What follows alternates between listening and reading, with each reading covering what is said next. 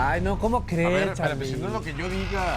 A ver, pero ¿cómo va? O A sea, ver, es aquí lo está imposible. diciendo. Primer ser humano que no se explican cómo nació sin una gota de sangre. Aquí dice, la paz se logra con justicia. Afirma. No, esa No, no, se deja- mi sangre No, a ver, abajo. ¿cómo van a...? A ver, sí sé, ¿qué dices de esta niña que nació sin una sola gota de sangre? Eso dice ahí. ¿Cómo es posible?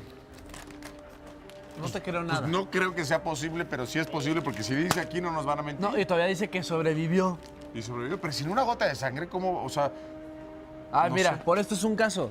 Sin respuesta. pero bueno, eso dice aquí.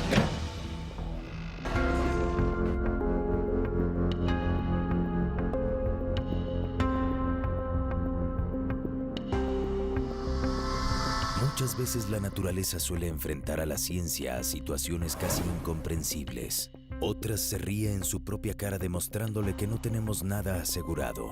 Este es uno de los casos en los que la naturaleza se sale con la suya y cuenta un final feliz. La señora Bigness, de 31 años, había acudido a su clínica pues contaba con 34 semanas de embarazo. Algo dentro de sí le hacía sentir que las cosas no andaban bien, pues no sentía movimiento alguno de su bebé.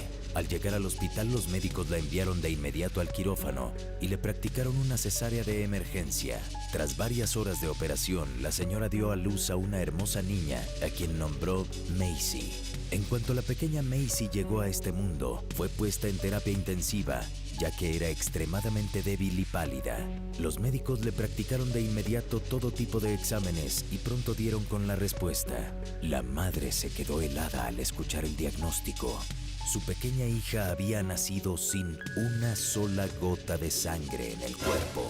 La bebé presentaba apenas la presencia de una ligera capa de sustancia plasmática en las venas, pero nada de sangre. Había casos de niños que nacían con bajas cantidades de sangre, pero nunca con un nivel de hemoglobina cero. De inmediato se ordenó practicarle una transfusión a la pequeña Macy, pero no se encontraron venas para insertar la aguja, por lo que se tuvo que practicar a través de su cordón umbilical. Su papá, quien fue el único que logró verla en la incubadora, relata sorprendido la palidez espectral de su hija. Los médicos fueron muy pesimistas con el diagnóstico de la pequeña y le dieron a entender a los padres que su hija no viviría muchos días. Las horas después de la transfusión pasaron y luego los días, y la pequeña Macy seguía con vida y mejoraba sus signos vitales. Los médicos explicaron a la señora Bigness que en un momento del embarazo, toda la sangre del bebé había sido absorbida por ella, algo que puede darse en casos de accidentes, pero rara vez sucede sin razón. Al cabo de un tiempo, sus padres pudieron llevarla a casa, todavía temerosos de que hubiera sufrido, como advirtieron los médicos, un daño con secuelas irreparables por la falta de llegada de oxígeno al cerebro.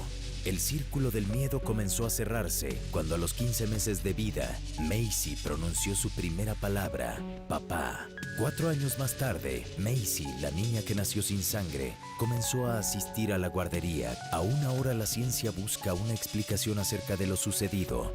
Nadie ha podido dar un diagnóstico certero de cómo logró Macy sobrevivir sin contar con sangre en su cuerpo. ¿Es este caso un milagro que la ciencia no puede descifrar? ¿O acaso es un capricho de la naturaleza que juega con nosotros, los seres humanos, a su pleno antojo? ¿Acaso Macy sobrevivió porque es un ser con características especiales? La historia de Macy, la niña que nació sin sangre, seguirá siendo un caso sin respuesta.